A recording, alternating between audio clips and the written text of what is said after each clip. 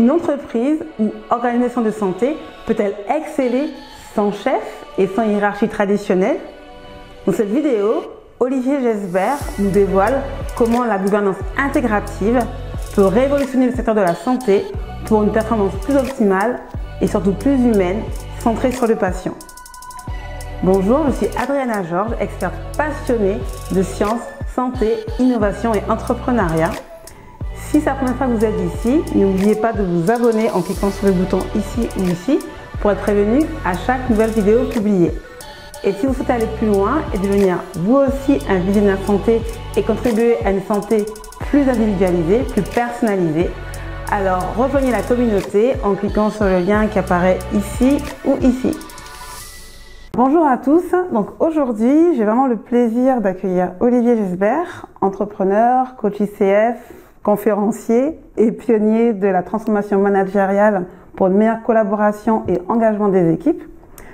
Olivier a un parcours fascinant ayant lancé plusieurs entreprises en France, au Pérou, et après avoir vécu les hauts et les bas de la délégation, de l'autosuggestion, Olivier est maintenant engagé à instaurer une culture de collaboration dans diverses organisations et à promouvoir la gouvernance intégrative comme une méthode pour construire une gouvernance sur mesure adaptée aux besoins spécifiques de chaque organisation. Donc aujourd'hui, nous allons plonger dans le monde d'Olivier pour mieux comprendre ce que c'est la gouvernance intégrative et aussi ce qu'elle peut apporter au monde de la santé. Donc bonjour Olivier. Alors, bonjour Adriana. Comment te sens-tu aujourd'hui à l'idée de partager ton expérience, ta vision à nos auditeurs? Eh bien, écoute, bien, parce que dès lors qu'il s'agit de partager des expériences, des témoignages, et que ça permet d'inspirer des gens qui un jour vont pouvoir oser passer le pas d'après pour faire des choses qui sont bonnes pour l'humanité, pour nos sociétés, ben, ça peut être que bien. Oui. Du coup, pour commencer, peux-tu nous raconter en quelques phrases, je sais que ça va pas être évident, l'essentiel de ton parcours et en mettant vraiment l'accent sur les événements marquants en fait, qui ont façonné ta vision et ta carrière. Alors oui, effectivement, ça va être, plus on est vieux, plus on a de choses à dire, mais je vais essayer de faire court. Bon, déjà, je ne rentrais pas dans les cases du système conventionnel scolaire.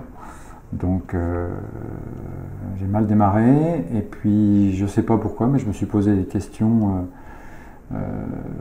assez puissante très tôt, quand j'avais 17 ans, en me demandant finalement qui je voulais être. Ouais. Et il y a très peu de temps que je me suis rendu compte que ces questions étaient puissantes. Mais bon, voilà, à 17 ans, je me les suis posées, ce qui m'a permis de tracer mon sillon. Et très tôt, de dire merde à plein de choses. Et puis de savoir là où je voulais aller. En tout cas, je savais ce que je voulais pas, assez rapidement. D'accord. Et je me suis ouvert à beaucoup d'expériences de tout domaine, tout métier, et ce qui m'a permis effectivement de faire ce qui me plaisait, surtout ce qui me plaisait. Je suis autodidacte, j'ai fait beaucoup de choses de manière empirique, et ensuite elles ont été plus ou moins théorisées par moi ou par d'autres, mais surtout par d'autres. Et c'est là où les chemins se croisent en fait, et ça c'est valable par exemple dans le fait d'avoir créé des entreprises sans chef. Alors sans chef, ça ne veut pas dire qu'administrativement parlant, il n'y a pas de chef. Oui. Ça veut dire tout simplement que, pareil que les fourmis, de la même façon que les abeilles, que les oiseaux, des milliers d'oiseaux qui ne se touchent pas les uns les autres, qui ont des mêmes directions, enfin c'est absolument extraordinaire. Eh bien nous, on est capable aussi de s'inspirer de la nature pour faire des choses extraordinaires. C'est comme ça que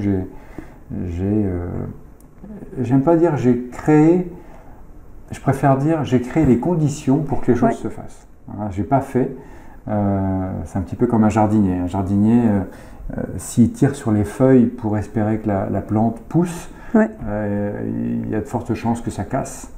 Eh bien l'être humain c'est un peu pareil. Si on le force, si on le contraint, je suis pas certain que ce soit très productif. Alors que si on crée les conditions de son propre développement, tel que la plante a envie d'aller vers le soleil, l'être humain vers une raison d'être qui est supérieure à lui-même, eh bien, il y a probablement beaucoup de chances qu'on puisse développer son talent, son énergie, pour qu'il contribue à quelque chose de supérieur à l'individualité. Et c'est là que la magie arrive, dans les organisations, dans les associations, dans les institutions, d'accord, un peu partout.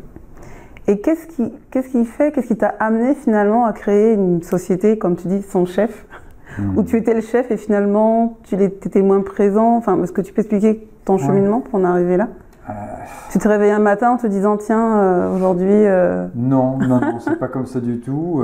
J'imagine. Je dois avouer que moi je l'ai fait, je pense que c'est des concours de circonstances. Premièrement, je savais que je ne savais pas, puisque j'ai pas fait d'études supérieures, donc j'ai pas été programmé par des connaissances qui m'ont dit que le bon chemin était celui-là. Moi j'avais pas de bon chemin, donc j'ai dû faire appel à mon intuition, à mes émotions, à mon observation, ma curiosité, beaucoup de choses qui sont différentes de la connaissance. Oui. C'est ensuite, dans un second temps, que je me suis nourri de la connaissance pour enrichir mes expériences. D'accord. Mais pour moi, la connaissance n'est pas le seul chemin. Il y a plein d'autres choses qui permettent d'arriver par des biais différents, d'arriver à des résultats extraordinaires. Et dans mon cas, je ne me suis pas dit je vais faire de la collaboration parce que je sais que c'est la meilleure solution. J'en avais l'intuition, mais je ne savais pas comment faire.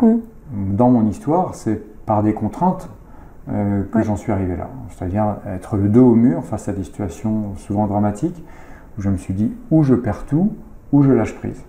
Oui, parce qu'en plus, pour que les auditeurs comprennent bien, tu as lancé donc une entreprise florissante au Pérou. Et à un moment donné, tu as dû rentrer pour une urgence en France. Donc déjà, il y avait cette notion de gestion à distance qui n'était pas simple, surtout à l'époque. Et pour aller encore plus loin, non seulement la gestion à distance, mais en plus de déléguer et de faire confiance aux équipes, c'est ça en fait, c'est le côté confiance. Oui. Comment ça a cheminé? En fait, comment tu l'as vécu? Dans un pays où 90% des gens, dans un continent, 90% des gens ne font pas confiance à l'autre, comment pouvoir faire confiance, fermer les yeux, parce que c'est ce que j'ai fait finalement, en imaginant que les choses allaient bien se passer. Surtout que quelques années avant, excusez-moi l'expression, mais on m'avait pillé l'entreprise parce que je me suis éloigné de ma boîte pour des raisons aussi difficiles. J'ai dû repartir en France. Et là, c'était terrible. Donc, derrière ça, arriver à faire confiance, en fait, j'ai pas fait confiance. Simplement que je me suis dit, je lâche prise. D'accord. Je sais pas comment faire. Et c'est justement à ce moment-là où j'ai lâché prise sur le comment faire que de nouvelles choses se sont mises en place. D'accord. À mon insu. Donc, j'ai vraiment pas de mérite par rapport à ça. Là où, à la limite, je pourrais avoir du mérite, c'est que j'ai laissé mon ego de côté en me disant que j'arrêtais de croire que j'avais des solutions, ou en tout cas que je pouvais prendre des décisions importantes. J'ai arrêté ça. Et j'ai vraiment fait confiance dans le collectif, simplement qu'on a co-construit la raison d'être de pourquoi on se levait chaque matin. C'était pas ma raison d'être, j'étais l'associé principal, les employés n'étaient pas associés du tout. Mais au moins, ils ont construit la raison pour laquelle ils se levaient chaque matin. D'accord. Et ça a suffi c'était pas suffisant, mais c'était un premier pas pour mettre de l'énergie dans tout ça. De la même façon qu'un champignon ou un chêne sont très différents, ils ne vont pas rentrer en compétition tous les deux, simplement ils vont donner le meilleur d'eux-mêmes pour grandir. Et bien dans une entreprise, lorsqu'on arrive à faire ça, il se passe la même chose. L'entreprise se transforme complètement et on est au service du client et donc les résultats évidemment sont la conséquence immédiate. D'accord. Est-ce que tu peux nous expliquer finalement ce que c'est que la gouvernance intégrative? Parce que je pense que tout le monde ne sait pas ce que c'est. Et comment elle se distingue des autres gouvernances en fait? Et pourquoi est-ce qu'elle est si pertinente selon toi dans le monde d'aujourd'hui? La gouvernance intégrative me paraît intéressante.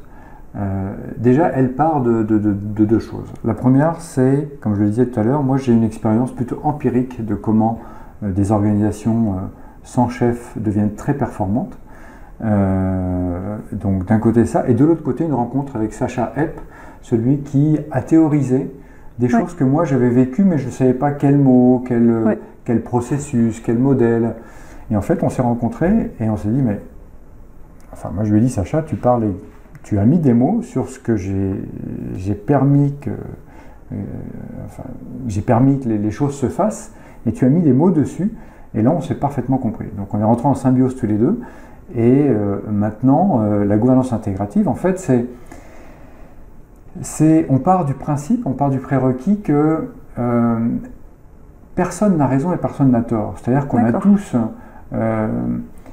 comment dire, chaque organisation est un écosystème différent, tout simplement parce que chaque personne est un individu différent, une individualité, une singularité. Oui. Et quand on met toutes ces singularités ensemble, on a des couleurs d'écosystèmes qui sont différentes. Donc, par rapport à un écosystème X ou Y, quelle est la couleur de gouvernance, quelle est la couleur d'autonomie, quelle est la couleur des enjeux, quelle est la couleur de la quantité de membres qui devront prendre des décisions, quel est le temps dont on dispose. Et donc, on met tous ces facteurs-là ensemble et on arrive à extraire un type de gouvernance. La gouvernance, c'est qui décide de quoi et comment. De manière tout à fait efficace. D'accord. C'est-à-dire que parfois, on n'a pas besoin de l'avis d'un chef. Du grand patron. Mais oui, on n'a pas besoin de ça. Des gens, de manière autonome, sont très compétents, ne serait-ce que par leurs envies, leur expérience, pas forcément par le diplôme, mais ça peut aussi prendre des décisions seuls, à plusieurs, mais tout le monde décide, enfin tout le monde, les parties impactées décident de comment vont se prendre les décisions. Et ça permet d'impliquer les équipes, et notamment avec les nouvelles générations, les générations Z, elles ont envie de savoir pourquoi elles font ce qu'elles font.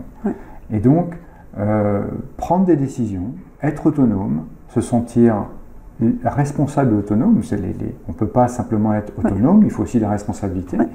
D'ailleurs, beaucoup de gens, lorsqu'ils prennent de la responsabilité, souvent ils réfléchissent à deux fois, parce que ça veut dire aussi beaucoup de liberté. Donc, est-ce que c'est confortable ou pas, Ça dépend des individus, donc de l'écosystème. Et donc tout ça nous amène à faire des organisations très agiles, humainement très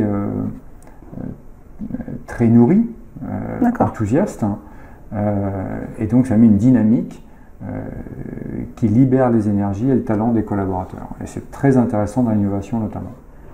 Et comment du coup ce type de gouvernance peut contribuer à la performance tout en optimisant aussi, on va dire, la qualité de vie, on va dire, des employés?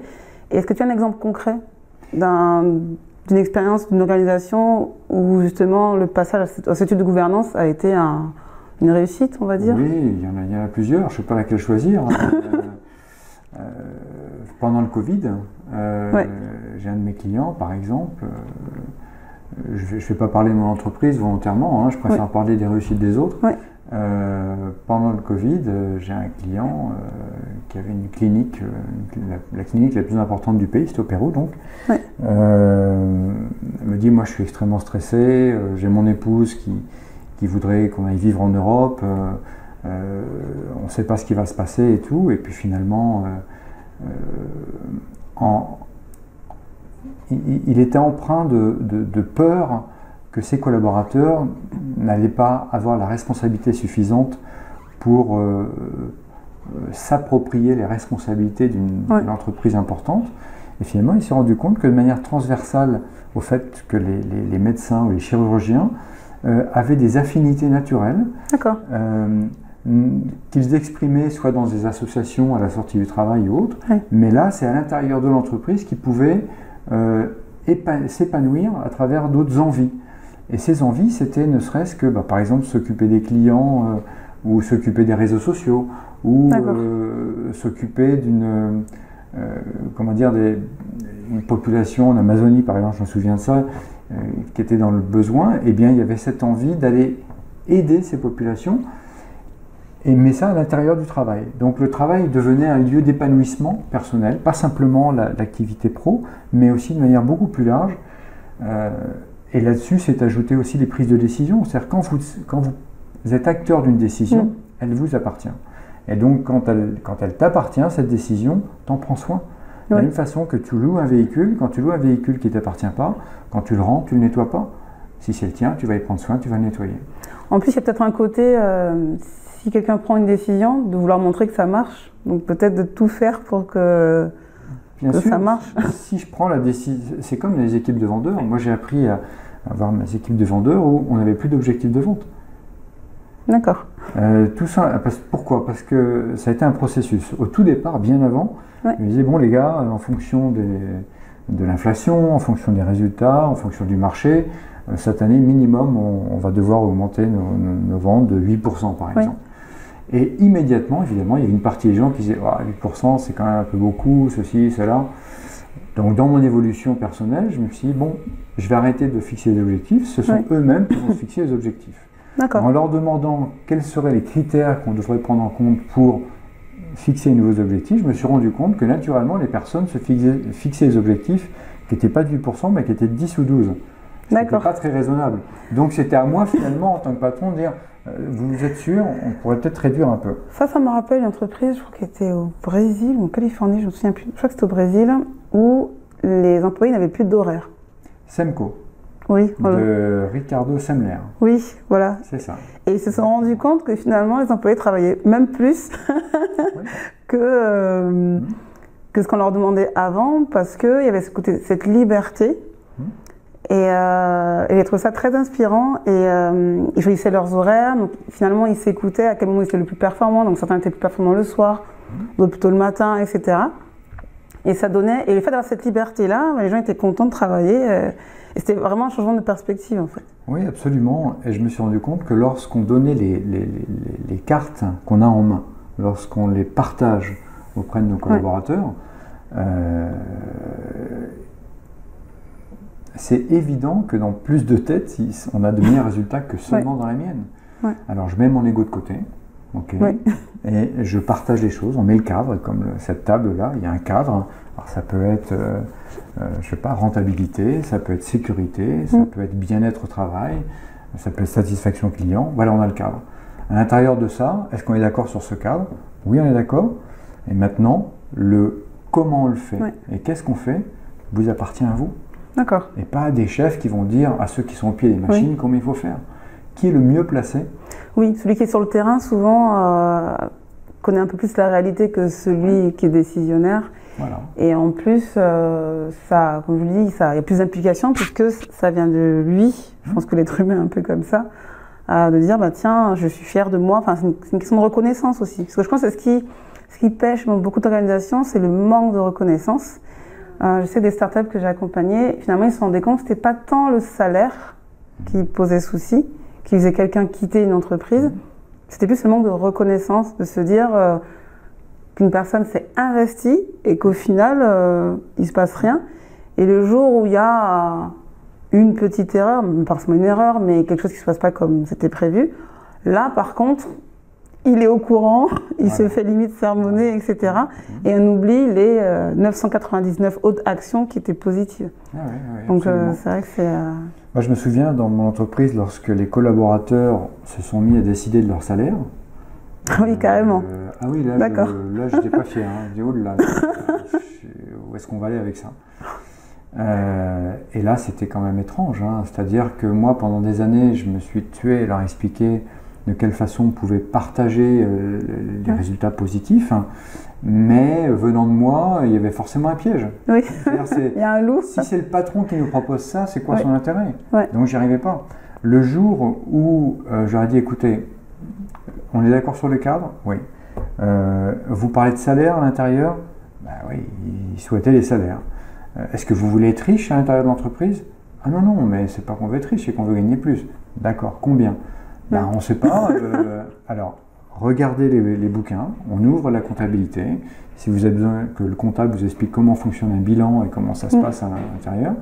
Et là, je me suis rendu compte que les plus rebelles, ceux qui n'étaient jamais d'accord, commençaient à baisser d'un ton, à comprendre.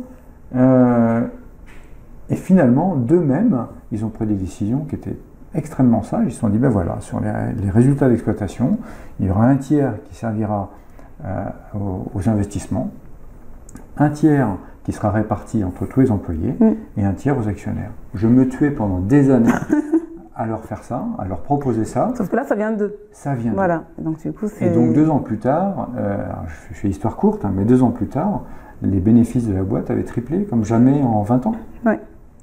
Parce qu'ils s'étaient appropriés le pourquoi. D'accord. Et ça, c'était magique. Et ça, c'est valable non seulement au Pérou, mais en France, pareil, ou en Espagne. Enfin, là où je suis intervenu, l'être humain, il répond à des patrons émotionnels, sentimentaux. De toute façon, toute décision est prise par l'émotion. Alors certes, il y a le côté rationnel, mais la décision finale, c'est l'émotion en fait, qui fait souvent qu'on prend une décision. On ne va pas vibrer pour l'augmentation d'un pourcentage d'un cash flow. Oui.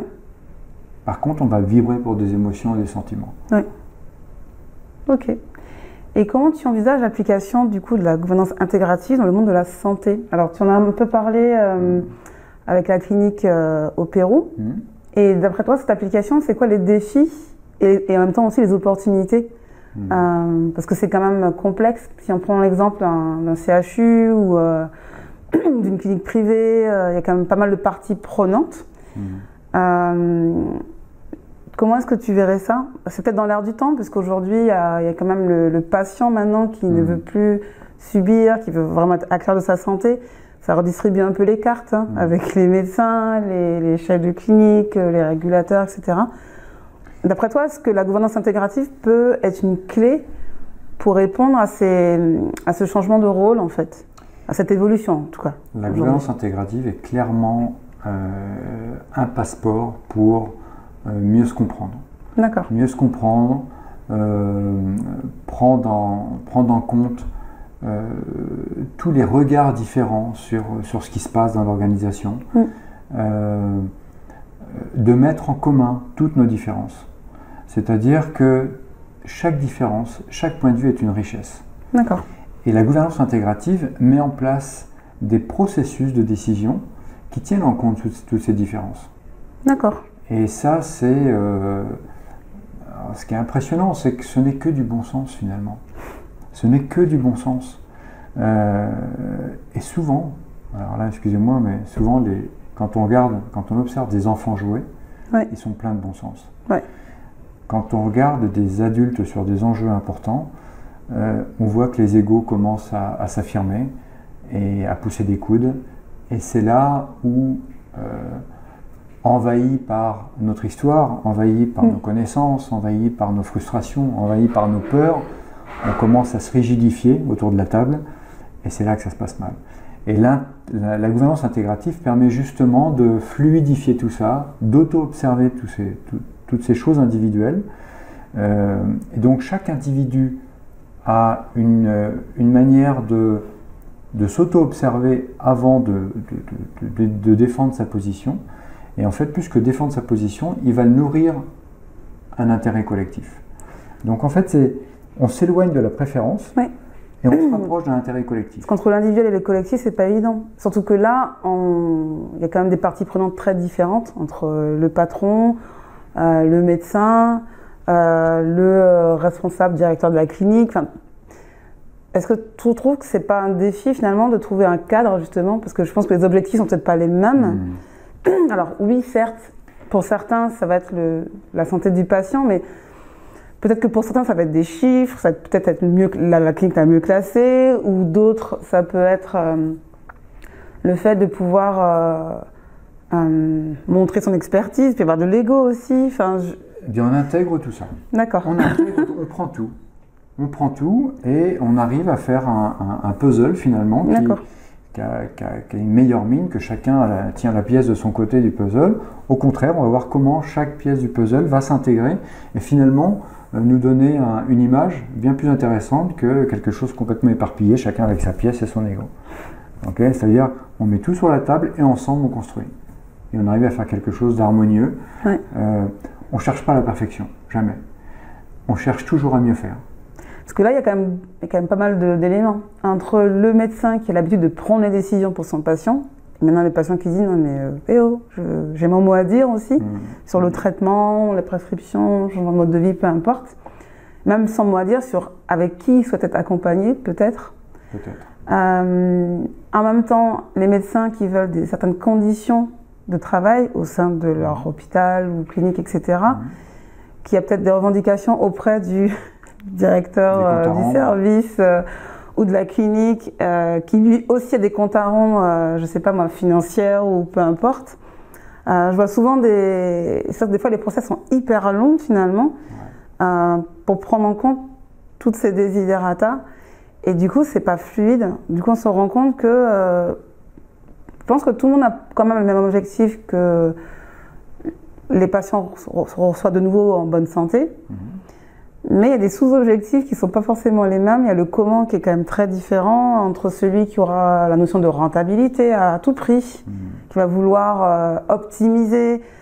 Je sais que j'ai discuté avec des pros de santé qui disaient qu'aujourd'hui, il y a eu tellement d'optimisation du système hospitalier qu'ils avaient oublié que les patients, c'était des êtres humains. Une infirmière m'avait touchée qui me disait qu'à un moment donné, il y avait tout un processus pour pouvoir délivrer du paracétamol à un patient. Il fallait absolument que je ne sais plus quel médecin coche une case ou je ne sais quoi. Et qu'une jeune infirmière avait attendu d'avoir l'approbation du médecin pour finalement prescrire, enfin donner ce paracétamol. Et du coup, le patient avait souffert toute la nuit. Et elle lui a dit à un moment donné, mais est-ce que tu as réfléchi? Ok, il y a un process, mais en attendant, ton client, c'est pas le chef du clinique, ton client, c'est le patient en fait. On est censé être à leur service. Et c'est ce qu'elle essaie d'expliquer à des cadres avec leur fichier PowerPoint, quand elle me disait qu'ils expliquaient par A plus B comment ils allaient travailler. Et elle me disait que ça l'avait choquée, parce qu'elle me disait finalement, là-dedans, ils oublient qu'on ne peut pas prévoir rien, enfin, la nature, le côté rémission ou pas rémission. On ne pouvait pas prédire si un malade allait guérir en tant de temps. Et il y a tellement de choses, tellement de paramètres qui sont changeants. Et qu'en fait, il faut plutôt se connecter finalement au patient, à ses besoins, plutôt que de se connecter à un processus, un protocole. Et il y avait une espèce de décalage entre le fait de vouloir rationaliser pour des raisons économiques et la réalité du terrain. Ce qui fait qu'aujourd'hui, il y a quand même pas mal de pros de santé qui sont un peu en souffrance. Du coup, je pense que certains établissements ont quand même conscience, j'espère, qu'ils veulent agir. Je sais que la technologie, des fois, peut aider, mais je me dis que la technologie ne suffit pas. Absolument. Parce qu'il y a plein de dispositifs maintenant pour aider à la gestion, pour aider à plein de choses. Mais je me dis que ça passe quand même par les êtres humains, les relations entre les différentes parties prenantes. C'est aussi pour ça que je voulais qu'on en parle aujourd'hui. C'est ça. Parce que je trouve que c'est peut-être aussi une des clés, je trouve. Bien sûr, c'est pas noir ou blanc, c'est pas A ou B, c'est on intègre nos différences. Toutes nos différences, tous nos points de vue sont des richesses qui alimentent notre puzzle. Donc, c'est tout. Mais ça tombe sous le sens. Je ne sais même pas quoi dire tellement ça paraît évident. Mais pourtant, sur le terrain, il y a les scientifiques, et puis, il y a les autres, enfin, il y a des cultures qui s'affrontent, chacun a sa vérité. En fait, pendant des millénaires, on a eu des vérités qui se sont avérées. Je crois que c'est Aristote, je crois que c'était 600 ans avant le Christ, c'est Aristote, avait dit les femmes ont une dent de moins que les hommes. Il a fallu qu'on arrive au XVIIIe siècle pour qu'ils se mettent à les compter. Ils se rendent compte qu'on avait le même nombre de dents, qu'on soit homme ou femme. D'accord. Combien de paradigmes a-t-on encore à notre époque? Dans quelques siècles, on se dira, ah oui, effectivement, bon, la Terre n'est pas plate non plus. Non. Des tas de choses comme ça. C'est vrai. Et puis même plus proche que nous, il y a combien de décennies que la femme a le droit de vote? Oui, c'est vrai que ça fait pas... L'OMS a considéré que l'homosexualité n'était pas une maladie il y a combien de temps? Il y a très peu de temps. Donc il y a beaucoup de choses qui changent. Donc, et c'est vrai qu'aujourd'hui, je vois que la technologie, il y a pas mal de choses qui changent, notamment chez les patients, d'avoir accès à plus d'informations. C'est vrai qu'aujourd'hui, on est passé d'un monde où l'information, on l'avait uniquement via le professeur, via le médecin, enfin, le médecin, ce qu'il voulait bien transmettre. Alors qu'aujourd'hui, avec Internet, Google, maintenant l'IA, il y a pas mal de choses. Les patients maintenant ont l'habitude d'avoir tout de suite. Je vois, pour se faire livrer un produit ou même avec ChatGPT ou d'autres IA, avoir l'immédiateté. Ça ne se transpose pas encore sur le monde de la santé. Du coup, il y a une frustration qui commence à apparaître. Il y a même des personnes maintenant qui ne veulent plus se contenter d'être en bonne santé. Ils veulent être vraiment... on est vraiment sur du mieux-être, pas juste sur du bien-être. Ça évolue. Alors, peut-être plus aux États-Unis, parce que lié au système de santé où c'est quand même très cher de se faire soigner, donc la prévention, elle est quand même plus présente, beaucoup plus présente qu'en Europe et en France. On est beaucoup plus dans le curatif. Du coup, est-ce que tu penses que la technologie peut aider la gouvernance intégrative, ou est-ce que c'est complémentaire, ou est-ce que comment tu vois les choses? Parce que la technologie nous a permis de faire un bond spectaculaire dans l'histoire de notre humanité. Je veux dire, les 200 années qu'on vient de passer ont montré à quel point la technologie, l'industrialisation a été bonne pour l'évolution de notre humanité, sauf que elle arrive, à mon avis, elle devient complètement obsolète. C'est-à-dire que maintenant, elle tue notre planète. Donc la technologie, oui, en harmonie avec le besoin de l'être humain. Je pense que grâce à la technologie, on peut faire des merveilles. On peut faire des choses terribles, mais aussi des belles choses. D'accord. Et dans la gouvernance intégrative, encore une fois, on prend tous les ingrédients et l'intelligence collective, le bon sens prend le dessus pour finalement trouver une solution qui soit mieux qu'avant, mais qui ne cherche pas la perfection. La perfection, on l'aura qu'en itérant petit à petit des meilleures solutions qu'avant. Par exemple, on a un exemple concret de la technologie. Aujourd'hui, on assiste à une digitalisation des données de santé. Alors certes, ça peut faire peur de savoir comment on va utiliser ces données de santé, mais une des applications que je trouve vertueuse, c'est le fait finalement que tous les pros de santé qui accompagnent un patient, j'espère un jour, vont accéder à ces données de santé, qu'il n'y ait plus le médecin traitant qui ait certaines infos, le dermato, le cardiologue, enfin je ne sais pas, et que finalement ils aient une vision peut-être un peu plus globale et non chacun dans son coin, parce que c'est aussi ça aussi le problème. Chacun est dans son coin, chacun a certaines infos. Et des fois, ils se rendent compte que quelqu'un qui commence à avoir des problèmes rénaux peut finalement avoir des problèmes cardiaques, peut avoir finalement des problèmes. Et à un moment donné, se dire, bah tiens, cette personne développe quand même plusieurs pathologies. À un moment donné, est-ce qu'il ne faudrait pas qu'on discute ensemble? Est-ce que ça ne va pas inciter à plus de cohésion et à rassembler, en fait? Est-ce que ça peut être pas une des vertus de la technologie? Bien sûr, oui. Si on intègre, si on a une vision intégrale sur les solutions, déjà, encore une fois, on rassemble tous les éléments à mettre sur la table, parce qu'on a une vision intégrale. C'est-à-dire, c'est pas moi qui ai la meilleure solution, elle est intégrale. On prend tout et on regarde ce qui se passe. Après, ce que je constate dans les accompagnements que je peux réaliser, c'est que la première réflexion, c'est oui, mais ça va nous prendre du temps. La gouvernance intégrative, justement, répond à ça. Comment, de manière très efficace, en fonction de l'enjeu, du nombre de personnes qui sont impactées, on peut prendre les meilleures décisions. Et ces meilleures décisions, on les connaît.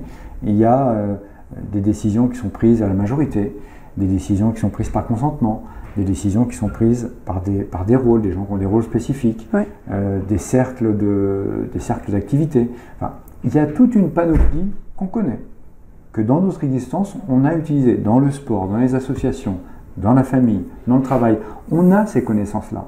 Simplement que dès lors qu'on franchit le seuil de la porte de l'entreprise ou de l'organisation, hop, déjà on porte un masque, et ensuite on applique une règle comme si c'est dans cet endroit-là, c'est comme ça qu'il faut faire.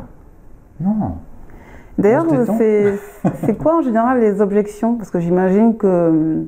Les objections, on n'a pas le temps, il faut faire vite. Et c'est quoi leur...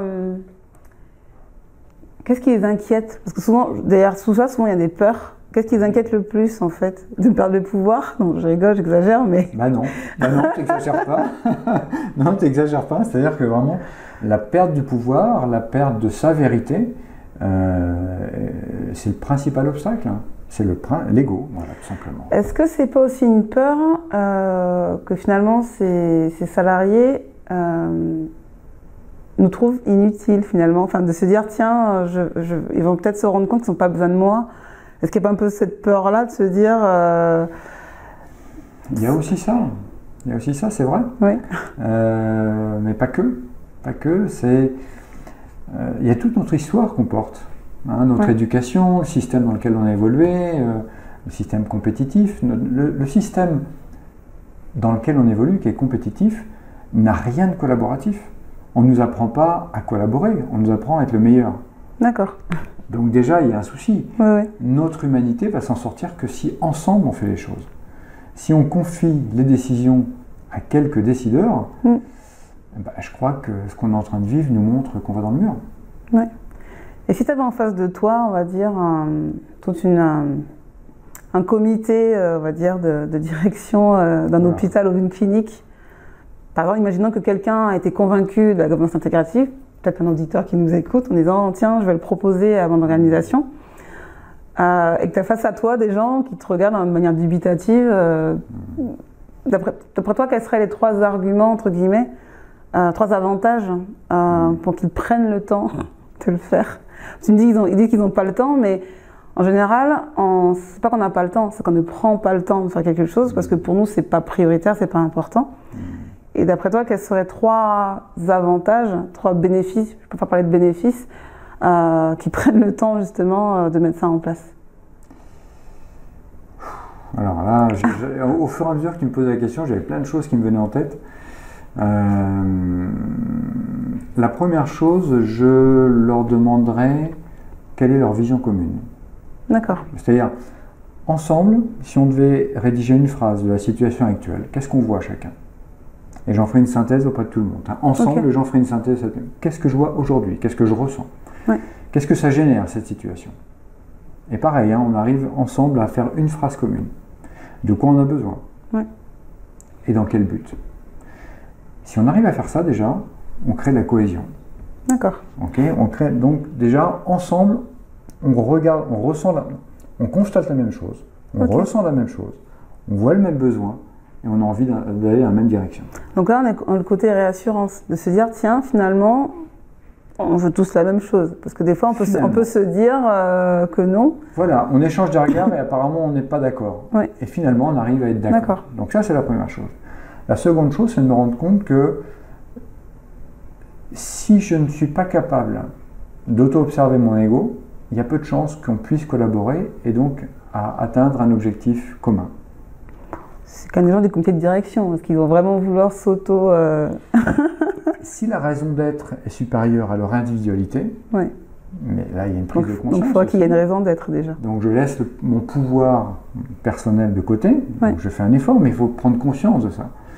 Donc lorsqu'on prend conscience de ça, on commence à s'ouvrir, à se détendre, à s'ouvrir et à être plus tolérant. D'accord.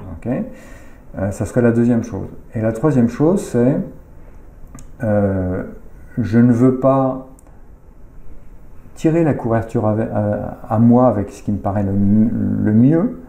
Je ne cherche pas la perfection, je cherche simplement à faire mieux qu'avant. Et je le fais avec les autres. Voilà les 3 éléments. Donc,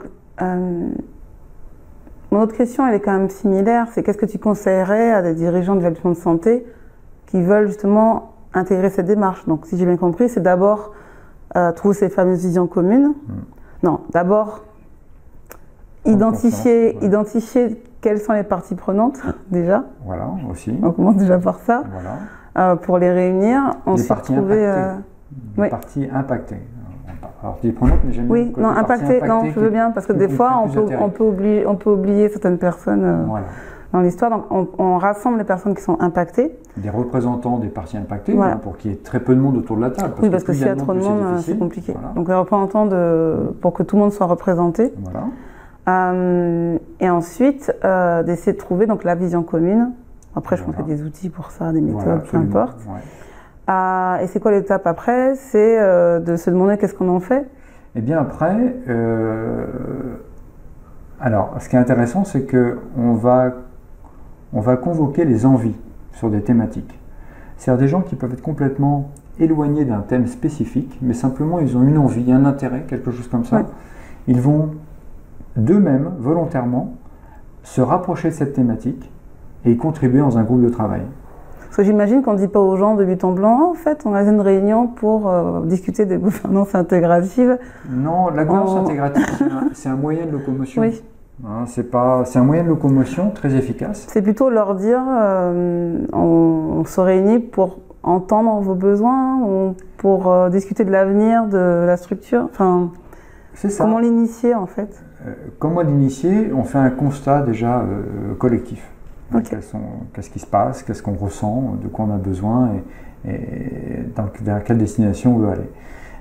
Et la gouvernance intégrative, en fait, ce sont des tas d'outils, c'est une boîte à outils. Ouais. Qu'on n'a pas l'habitude d'utiliser, alors que pourtant on connaît les outils, mais on a l'impression que tout est clou, et donc la seule chose qu'on sait utiliser, c'est le marteau. Sauf que dans la vie réelle, tout n'est pas clou. Et il n'y a pas que le parce marteau que même avec le marteau, un carré ne rentrera jamais dans le cercle. Ouais, Donc des fois, on peut taper longtemps. Exactement. Et finalement abîmer le carré en question, parce que on a peut-être réussi à le faire rentrer, mais on l'a abîmé au passage. Donc si on invite toutes les parties impactées, on va se rendre compte qu'il n'y a pas qu'un clou à enfoncer. Oui. Il y a peut-être des vis à mettre, il y a peut-être de la peinture à faire, il y a tout ça. Et donc on a besoin d'autres outils. Mais si ceux qui ont le pouvoir ne pensent qu'il n'y a qu'un clou à enfoncer, effectivement les solutions, ça va être que le marteau. D'accord. Ok. Et selon toi, comment tu vois le monde de la santé dans 15-20 ans? C'est une question difficile pour moi parce que je ne suis pas expert en santé. Hein. Non, mais quand je parle du futur de la santé, je parle plus des relations. Je parle plus de ça, du coup, des relations patients, médecins, chefs de clinique, cliniques privées, publiques, les régulateurs, les entreprises de e-santé, tout ce petit monde-là. En fait, tout ce petit monde-là, je pense qu'il y a quand même une raison commune, ça reste quand même le patient.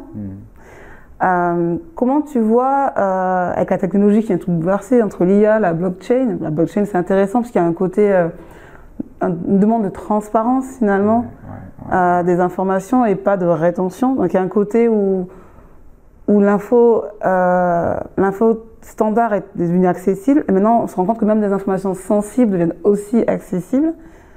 Parce qu'aujourd'hui avec la blockchain par exemple, on peut avoir accès à toutes les transactions dès qu'on a le numéro d'identification d'un wallet.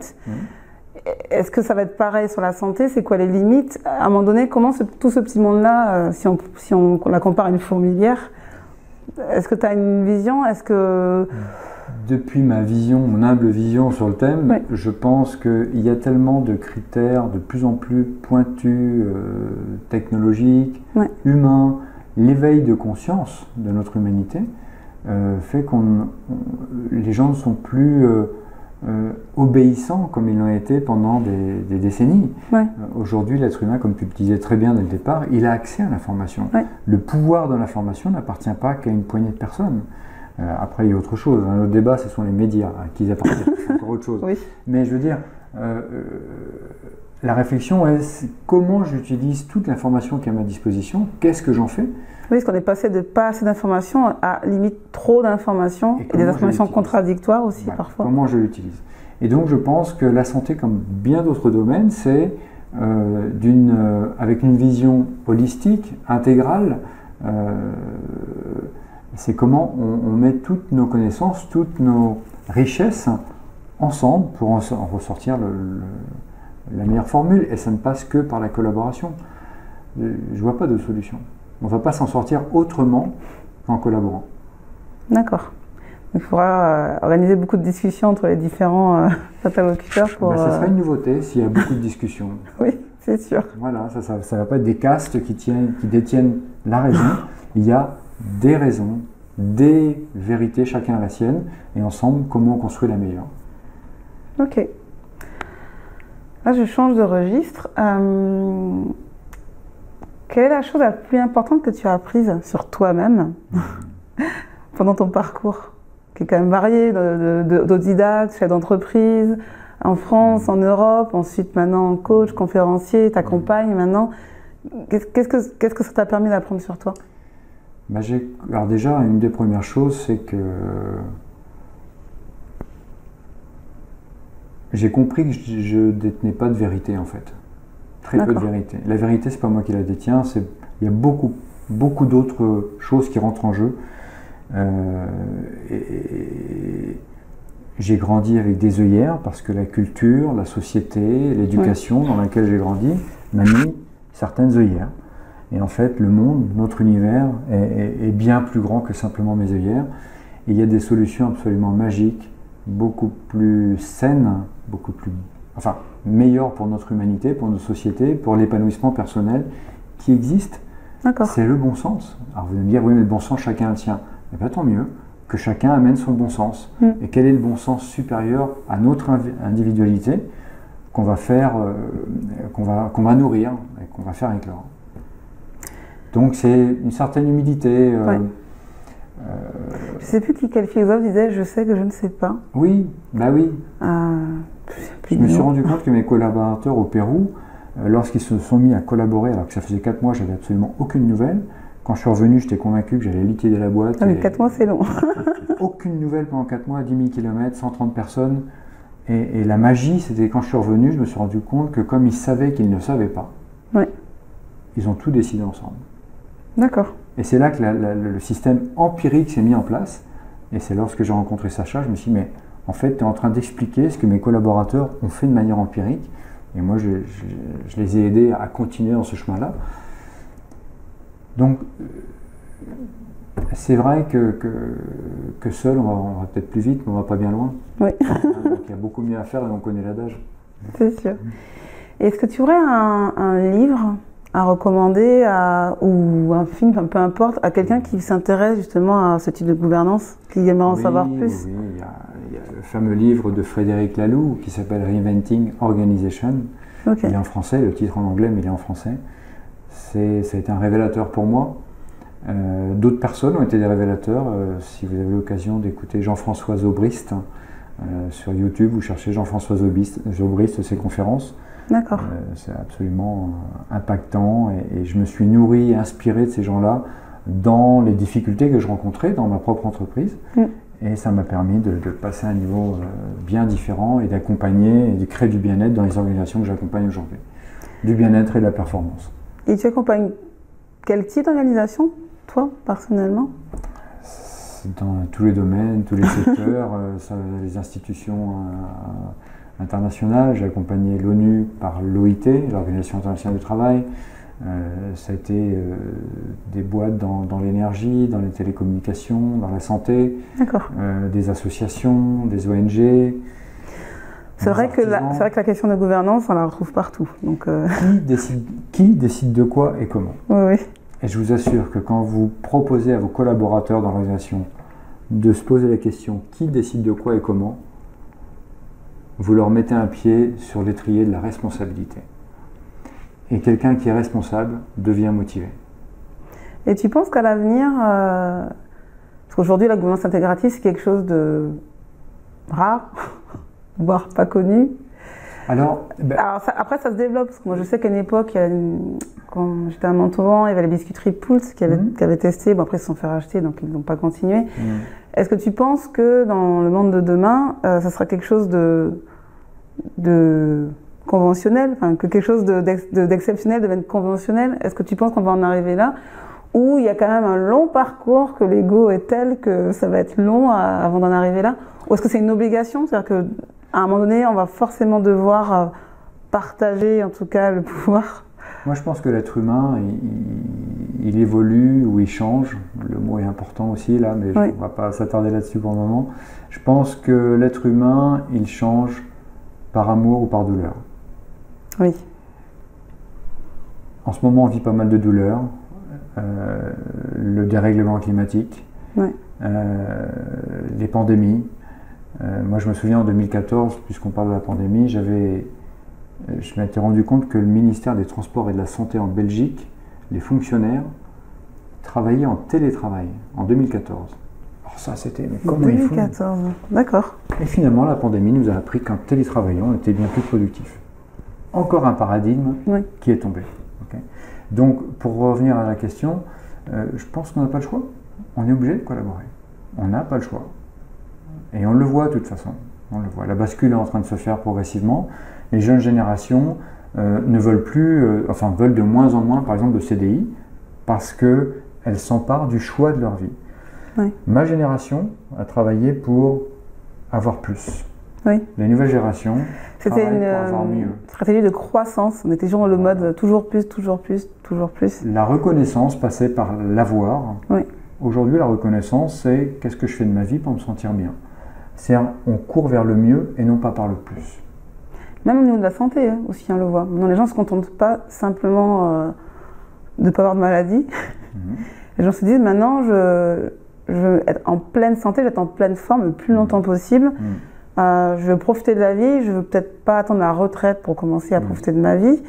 Et même à la retraite, je veux continuer à être un retraité en pleine forme. Et puis il y a un côté un peu optimisation qui est en train aussi d'arriver, de se dire ben, qu'est-ce que je peux faire pour...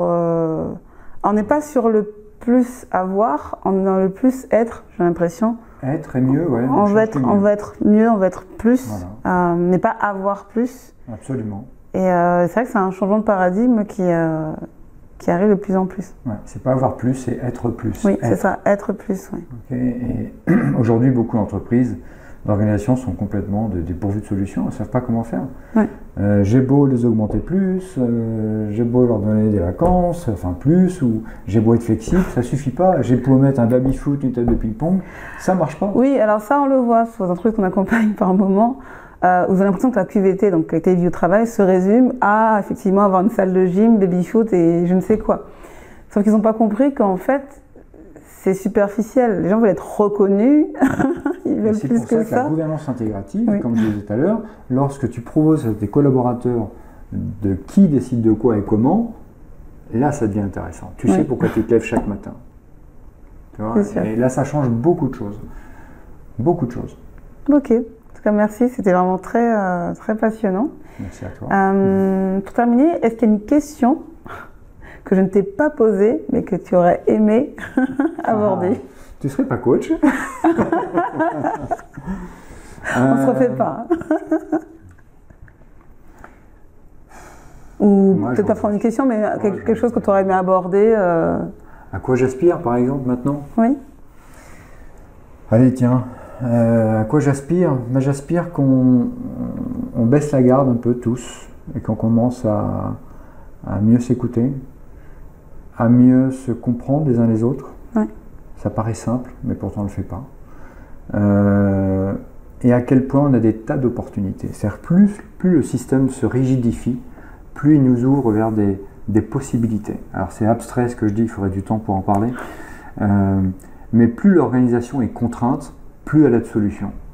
Parce que c'est dans le lâcher-prise, c'est dans l'acceptation qu'on trouve des solutions. Sortons du déni. Ce qui nous fait souffrir, c'est d'être dans le déni des choses. Acceptons. Rentrons dans l'acceptation. Et on va construire des nouveaux futurs. Ça paraît simple à dire, c'est très compliqué à faire. Et c'est pour ça qu'il faut être accompagné. Et c'est pourtant le chemin qui mène à des nouvelles réalités, un nouveau futur. Voilà ce que j'espère pour l'humanité, pour mes enfants et pour ma petite fille. Ce que ça m'inspire, c'est qu'hier j'en parlais avec un confrère qui me disait qu'il s'était rendu compte que les temps difficiles rendaient les hommes forts, que les hommes forts finalement finissaient par créer la paix, des conditions de paix et de bonheur, etc. Mais que finalement, ces conditions de paix rendaient les hommes plus faibles. Et les hommes plus faibles, finalement, créaient des temps difficiles et on repartait dans un cycle. Et si c'était le cycle de la vie, tout simplement, et de l'accepter. Mais je pense que l'objectif aujourd'hui, c'est d'en avoir conscience et de prendre la main, de prendre sa responsabilité, d'agir et, comme tu dis, de se faire accompagner, d'admettre ce qu'on ne sait pas faire, trouver les bonnes personnes qui savent le faire. Et dans tout ça, c'est une question de quoi j'ai vraiment envie. Dans la vie, finalement, ça revient à ça. Et en quoi je souhaite contribuer. Moi, je trouve que c'est... Qu'est-ce que je suis venu faire dans cette vie? Et je trouve que le point commun, en tout cas, que je trouve de tous ceux qui sont dans le milieu de la santé, c'est ce que je ressens, que j'ai discuté avec pas mal de gens différents, c'est vraiment le côté de contribuer à la santé des gens, mais quelque part, c'est contribuer, parce que sans la santé, en fait, on ne peut pas faire grand-chose. Bien sûr.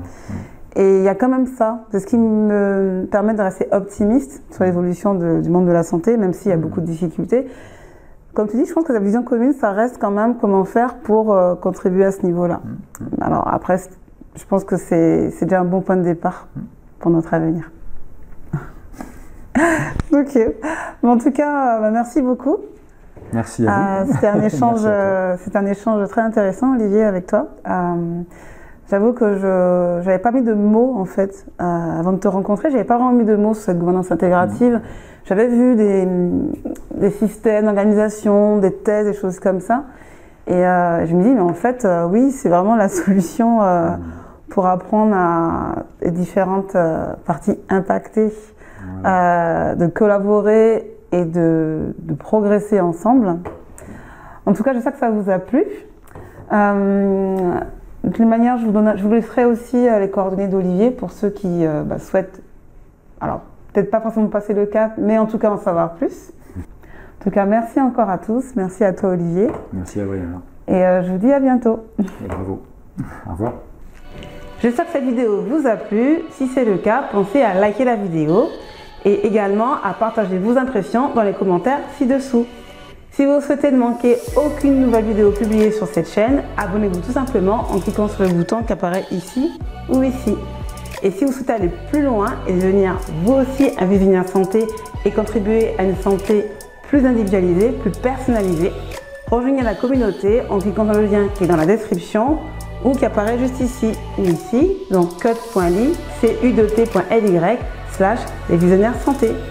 Je suis Adriana Georges et je vous donne rendez-vous pour une prochaine vidéo pour explorer la santé d'aujourd'hui afin d'imaginer et contribuer à la santé de demain.